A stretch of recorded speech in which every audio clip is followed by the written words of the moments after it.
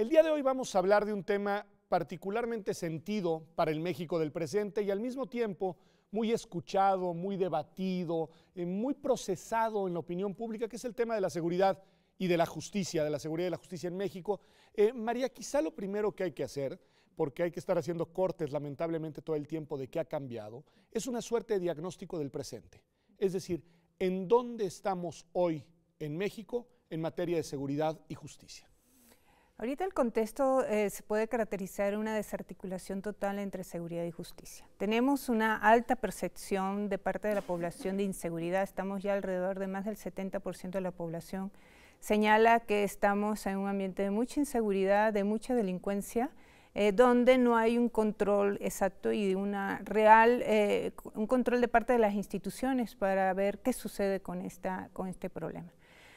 Pensamos que esta desarticulación viene un poco por una falta de una política integral de seguridad y justicia, donde la justicia ha avanzado en ciertas reformas, pero la seguridad, inclusive, por ejemplo, el tema del modelo policial ha quedado rezagado. Y es así que estamos viendo cómo la solución que le está dando el gobierno es darle más presencia a los militares para que logren el control de la seguridad en el país, ¿no? Principalmente en aquellas zonas territoriales donde se ha perdido totalmente el control. A ver, entonces nos pone sobre la mesa al menos tres elementos, digamos. Por un lado, una crisis real de seguridad. Sí. Si diríamos que sí estamos, digamos, en momentos particularmente críticos desde el punto de vista del incremento del fenómeno delictivo. Totalmente, inclusive hay ciertos datos, inclusive el tema de los homicidios ha aumentado. Tenemos ahorita alrededor de 20 homicidios por cada 100.000 habitantes, donde hay un aumento considerable del homicidio doloso y culposo a nivel de todo el territorio. Algunos de los elementos que señalan es que está muy vinculado el tema de homicidio con la delincuencia organizada, pero hay otros supuestos de que es algo generalizado de una falta de control de lo que es la seguridad pública en sí.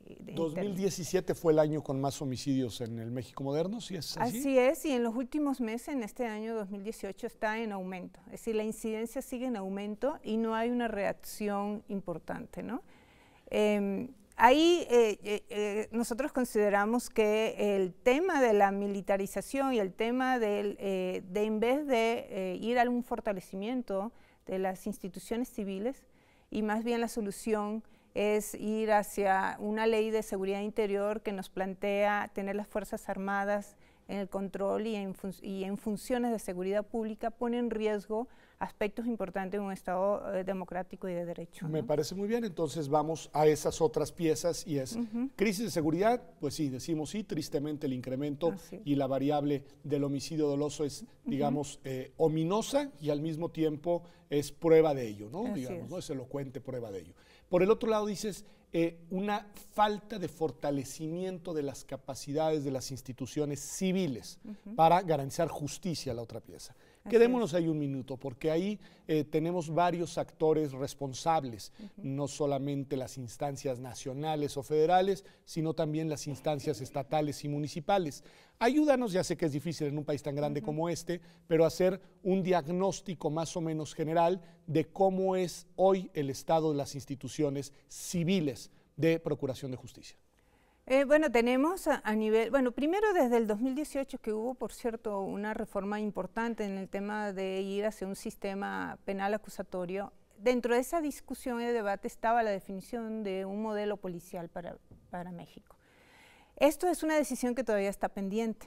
Entonces, 10 años después. 10 años después todavía no tenemos definido cuál es el modelo policial, ¿no? Hay todo un debate entre el mando único, el mando mixto, pero a la final creo que lo que ha habido, y esto inclusive es un concepto del federalismo, se piensa que en México tenemos un concepto al revés del federalismo. Pensamos que fortaleciendo las instituciones de la federación, estamos fortaleciendo el federalismo y dejando en debilidad lo que serían las entidades federativas y sus instituciones. Creo que esto se ha abandonado, cada vez tenemos unas instituciones a nivel de los estados, tanto a nivel municipal como estatal, muy débiles. Y esto se refleja en la policía, inclusive sabemos que la policía ha sido poco responsable de los gobernadores y los alcaldes en función de esto. También es el esquema que tenemos en el país, ¿no? Que incluso en términos de recursos, me decía un gobernador en un momento determinado, el mando único está en la Secretaría de Hacienda y Crédito Público. Es decir, al no bajar tampoco recursos de una política hacia el fortalecimiento de estas instituciones, obviamente tampoco estas autoridades locales y estatales tampoco reaccionan frente a una problemática importante. Y ahí estás hablando de policías y estás hablando también de instancias de procuración, para simplificarle a la gente, digamos, los ministerios públicos, las fiscalías, ¿no? Estas dos piezas. Así es. Aquí es donde vemos una ausencia de articulación entre seguridad y justicia.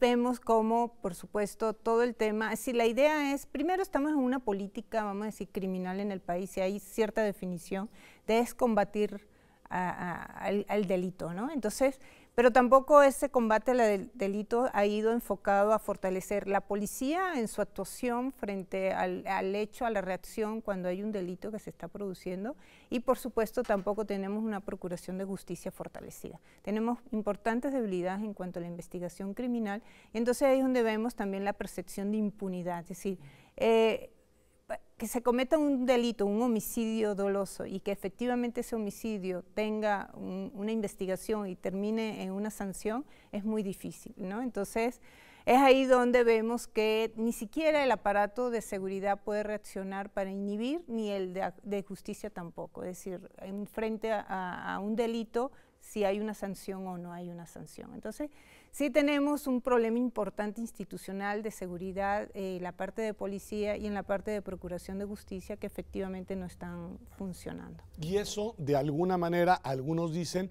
explica la necesidad de la militarización o de la utilización de las Fuerzas Armadas, para no usar ese término tan polémico. ¿Es así? Es decir, ¿una cosa explica la otra, o en realidad el orden de los factores es inverso? Sí, ahí está bien complicada la decisión, porque sí, efectivamente hay un problema de inseguridad, una crisis importante de inseguridad en el país, donde tenemos instituciones civiles muy débiles.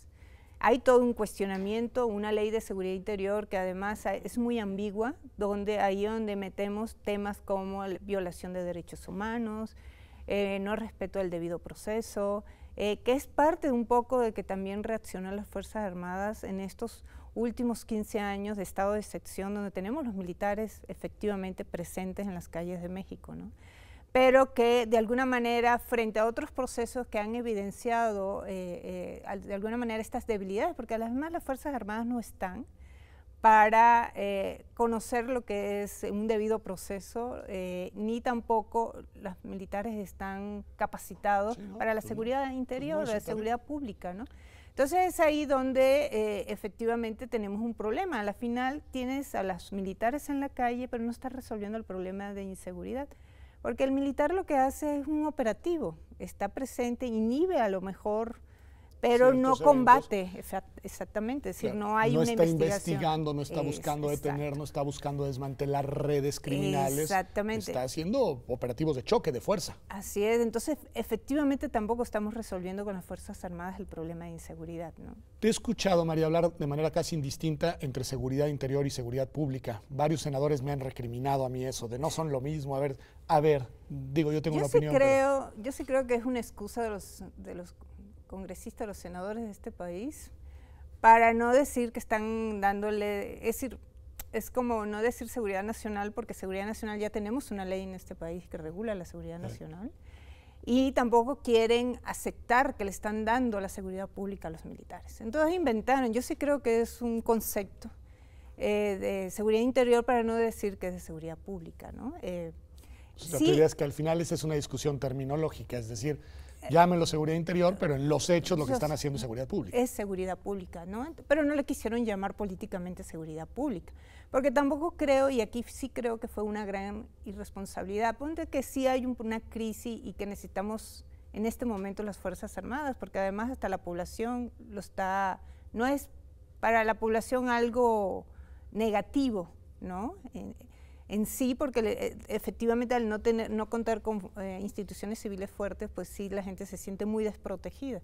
Pero el problema aquí es que sí creo que fue una irresponsabilidad, que no se hizo un transitorio, para que a la par de que tengamos a las Fuerzas Armadas en una etapa, en una transición, mientras tengamos esta crisis de inseguridad, ir construyendo estas instituciones civiles, ¿no? Entonces, sí creo que ahí otra vez se dejó en abandono qué vamos a hacer con las policías, qué vamos a hacer con la seguridad pública en el país, ¿no? Entonces, como si no fuera, digamos, una prioridad a atender. Así es, y entonces estamos viendo otra vez una respuesta cortoplacista sin pensar en una respuesta de más mediano y largo plazo, ¿no? Que creo que sí hay que ir hacia ir a cambios estructurales, inclusive del concepto que tenemos de cómo relacionar seguridad y justicia, donde le demos un enfoque muy transversal que va desde prevención hasta reinserción social.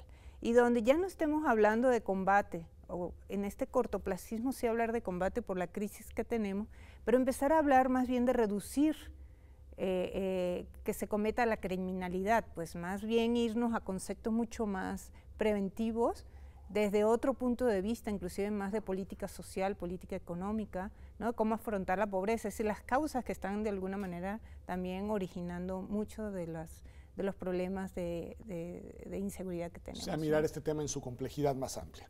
Así es. Una cuestión muy puntual para cerrar este bloque tiene que ver con esta ley de seguridad interior como una petición, como un reclamo de los militares. ¿Qué decir de eso? Porque hay quien dice, bueno, pues son las propias Fuerzas Armadas las que están pidiendo una base jurídica para sustentar las tareas que están llevando a cabo.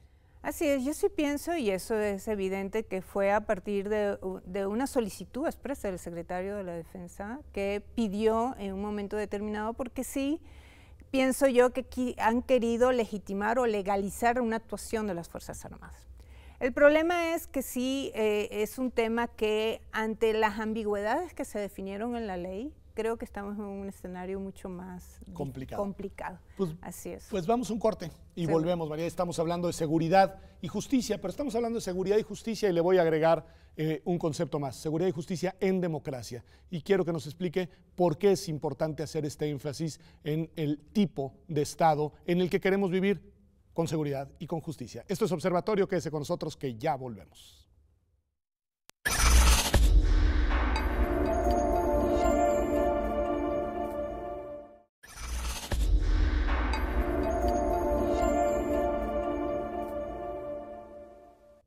Ya estamos de vuelta aquí en Observatorio Cotidiano, y estamos hablando de este tema de seguridad y justicia en democracia. A propósito del cual, también hay que decirlo, hay un importante evento que tendrá lugar toda esta semana, ahí en la antigua Escuela de Jurisprudencia, atrasito del Templo Mayor, y que ha sido convocado por la Comisión Nacional de los Derechos Humanos y por 3 instancias de la Universidad Nacional Autónoma de México, la Oficina de la Abogada General, el Instituto de Investigaciones Jurídicas y la Facultad de Derecho. Ayer se inauguró, María, y el énfasis era en este punto sobre el cual me gustaría que tú pudieras darnos una opinión.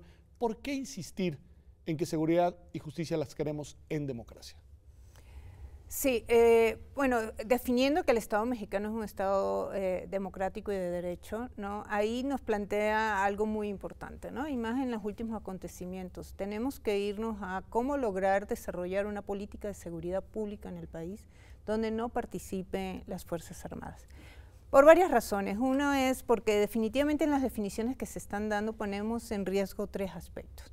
Uno, el énfasis a un Estado más autoritario, donde tenemos un nivel de discrecionalidad importante definido a nivel del Ejecutivo Nacional, donde él pueda definir cuándo es una situación de riesgo y cuándo se plantea la actuación de las Fuerzas Armadas, e inclusive en algún territorio nacional, sin siquiera pedirle autorización a ningún otro poder del Estado, ni siquiera a las autoridades de esa entidad federativa de donde está esa región. Entonces ahí tenemos un riesgo importante de ir hacia un desarrollo de un Estado autoritario, más centralista de lo que es ahora el Estado mexicano, ¿no? Por otro lado, también tenemos algo muy importante que es la opacidad que estamos viendo aquí, es decir, la reserva de la información de lo que suceda, donde inclusive no se tiene, aunque hay una definición de hasta 1 año en términos de la temporalidad de esta actuación, es decir, esto queda también en una ambigüedad en términos de definición, ¿no? Entonces, y esta reserva de información donde otra vez tenemos que las Fuerzas Armadas, más en un estado de derechos, donde hay que respetar derechos humanos y garantizar debido proceso, vemos también que en los últimos 15 años en este país se han cometido graves violaciones de derechos humanos y donde han participado las Fuerzas Armadas en ese sentido, ¿no? A ver, María ya nos había mencionado en el bloque anterior y ahora trae este concepto a veces muy poco comprendido de los derechos humanos y de su importancia. Tú eres experto en eso, Carlos. ¿Por qué también al discutir de este tema y por supuesto en el programa de este evento que está teniendo lugar ahí en la antigua Escuela de Jurisprudencia, el tema de los derechos humanos es tan importante? Es muy importante porque siempre se ha manejado el tema de los derechos humanos como algo que iría en contra de la seguridad. O dicho de otro modo, hay muchas personas, muchos políticos e incluso estos actores que crearon la Ley de Seguridad Interior piensan o tienen en su lógica la idea de que los derechos humanos se contraponen a un modelo de seguridad efectivo. Pero, son un obstáculo, digamos. Sí, lo quieren ver así, pero realmente es una falacia. Es una falacia porque un esquema de seguridad que no respete derechos humanos y no garantice los derechos humanos es realmente contraproducente en contra de lo que se quiere defender. Un sistema de seguridad tendría que estar enfocado y encaminado a proteger los derechos de las personas. Un sistema, un país, una nación que no puede garantizar los derechos humanos y prioriza y absolutiza esta búsqueda por seguridad, pues hace que esa sociedad sea invivible, una dictadura básicamente. Y es por eso que es muy grave lo que se está viviendo en torno, como exponía María, en torno a la Ley de Seguridad Interior, porque se están abrogando facultades que originalmente la Constitución tenía previstas que estuvieran bajo una figura que se llama suspensión de garantías, en donde hay controles de otro tipo, políticos, de Congreso de la Unión, de Suprema Corte e incluso de instancias internacionales. A ver, ustedes van delineando una tesis que de alguna manera ya la han dicho, pero que quiero ver si se puede hacer expresa, es decir, si la sostendríamos. La apuesta por la estrategia contenida en la Ley de Seguridad Interior y en las modalidades ahí contenidas pareciera que va en la dirección contraria a la consolidación de un Estado democrático. ¿Sí se podría decir así, María? Así es. Ese es el gran riesgo que tenemos y lo hemos visto en otros países. Pues, a ver, un poco detente en eso. Esto es importante señalarlo. Si al darle ya a las Fuerzas Armadas un concepto tan importante como es el tema de la seguridad, te implica darle demasiado poder, ¿no? Sin ningún tipo de control y de restricciones, que de alguna manera esto va a derivar en otros aspectos. Es decir, vamos a ver cómo de alguna manera y como ha pasado en Centroamérica, en Sudamérica y mismo Europa en sus tiempos de mayor crisis, de guerra, vemos cómo las Fuerzas Armadas, los militares, al darle tanto potestad, empiezan inclusive a entrar en otros aspectos de la vida pública que definitivamente van mermando las instituciones democráticas. Y al perder estos contrapesos que deben de haber, ¿no? Y sin una real control sobre sus actuaciones, esto lo que va a llevar es que se le va a dar mucho más poder a una institución militar dentro de la vida pública de un país. Los militares tienen perfectamente definidas sus funciones y hay que restringirlo a esa función. El militar no está hecho para salir a la vida pública, está hecho para defender la seguridad nacional de un país en una guerra. Inclusive están hechos para matar, están capacitados para matar, no están capacitados para garantizar derechos, ni el debido proceso, ni entender sobre los derechos humanos. Entonces sí creo yo que hay un alto riesgo de ir hacia un Estado autoritario y dándole demasiada potestad a las Fuerzas Armadas, y en este sentido yo creo que es un gran peligro que tiene México en un mediano plazo. Tú sabes mucho de instituciones internacionales y de su posición frente a estos temas y además de su posición, sobre todo en el contexto regional de América Latina. ¿Qué tenemos ahí, Carlos? ¿Cuáles son, digamos, las pistas que nos dan decisiones, interpretaciones, tomas de postura de las instancias internacionales sobre estas estrategias de combate a la criminalidad? Básicamente, desde el derecho internacional de los derechos humanos, se tiene la idea de que la actuación de la justicia militar y la actuación de las Fuerzas Armadas en cualquier país de América Latina y del mundo tendría que estar orientado solamente a cuestiones relacionadas con, en caso de justicia militar, con disciplina militar o actuación de Fuerzas Armadas solamente en casos excepcionales, en excepcionalidad. Digamos que esas serían las dos reglas principales. Eso nos deja o nos trae dos conclusiones. Primero, que la justicia militar tendría que ser algo bastante acotado. Y en México no es lo acotado que tendría que ser, se ha acotado, pero aún estamos en déficit. Y nos lo ha dicho la Corte Interamericana. Muy simple, hace unos días hubo un sismo en la Ciudad de México, en el sur del país. El epicentro fue en Pinotepa. Un helicóptero militar se traslada allá. Va el secretario de Gobernación y otras personas, gobernador de Oaxaca, y sufre un accidente. Por la naturaleza de los bienes involucrados, porque murieron personas civiles y se afectaron los derechos de esas personas, aun cuando es un accidente, esa investigación, por ejemplo, tendría que estar en manos de autoridades civiles. ¿Y sin embargo está en manos de autoridades militares? Así es, Okay. O es lo que se ha insinuado. Okay. Y eso es gravísimo. Okay. En materia de actuación de las Fuerzas Armadas, la actuación de las Fuerzas Armadas tendría que ser excepcional. Entonces tendría que estar regulado por una figura que sea la suspensión de garantías individuales, en una ley que no se ha expedido aún. Que no ha reglamentado el famoso artículo 29 constitucional. Y que el Congreso de la Unión está en deuda de reglamentar esa ley desde 2011, porque esta ley se pidió que se hiciera a partir de la reforma constitucional en materia de derechos humanos. A ver, una reacción en los pocos minutos que nos quedan sobre el contexto político en el que estamos y esta agenda. Es decir, ¿qué podemos esperar? Porque pues ya parece que todo el mundo está en otra cosa y que no hay quien esté invirtiendo su talento, su dedicación en construir esas instituciones civiles de las que nos hablaban ustedes dos. María. Pues sí, ese es algo muy lamentable, inclusive lo que se ha escuchado de los precandidatos y ahora posibles candidatos electorales. No hemos visto ninguna propuesta realmente seria, contundente, sobre qué tenemos que hacer con esto. Entonces, aquí nosotros pensamos que definitivamente tenemos que ir hacia una visión mucho más sistémica, más de largo plazo, donde se articule y donde definitivamente, aunque se combate la delincuencia, también ir hacia una reducción de la criminalidad con otras políticas, ¿no? Entonces, sí tenemos que ir a una toma de decisiones importante para el fortalecimiento de estas instituciones civiles, que le den contrapeso y que definitivamente se tomen para ella lo que es su función real, que es el tema de la seguridad pública, y que las Fuerzas Armadas en un tiempo se vayan retirando de las calles de México y que de alguna manera tengamos, sí, efectivamente un fortalecimiento de la democracia con contrapesos efectivos y que definitivamente se logre darle el bienestar y la protección al ciudadano, que es lo que finalmente lo piden, ¿no? Claro, que es esto que dice Carlos, al final, seguridad y justicia lo que quiere decir es vivir en condiciones de paz, ¿no? Es decir, es una situación de hecho. Carlos, la importancia del evento que han organizado la UNAM y la Comisión Nacional de los Derechos Humanos, y del cual, debo decirlo, tú has hecho un trabajo de coordinación muy importante. Bueno, este evento trata de reunir a ponentes nacionales e internacionales para que discutan distintos temas en materia de seguridad, justicia y derechos humanos. Se tienen contempladas 17 mesas, y se trata un gran abanico de temas, porque los temas de seguridad, justicia y derechos humanos son temas transversales. Entonces se tratan desde cuestiones que tienen que ver precisamente con cuál tiene que ser el rol de la sociedad civil en estos temas, seguridad interior, hasta también temas más especializados como sistemas de inteligencia, cómo puede funcionar un sistema de inteligencia en democracia y con respecto a los derechos humanos, sistema nacional anticorrupción, sistema penal acusatorio que se discutía en el primer bloque.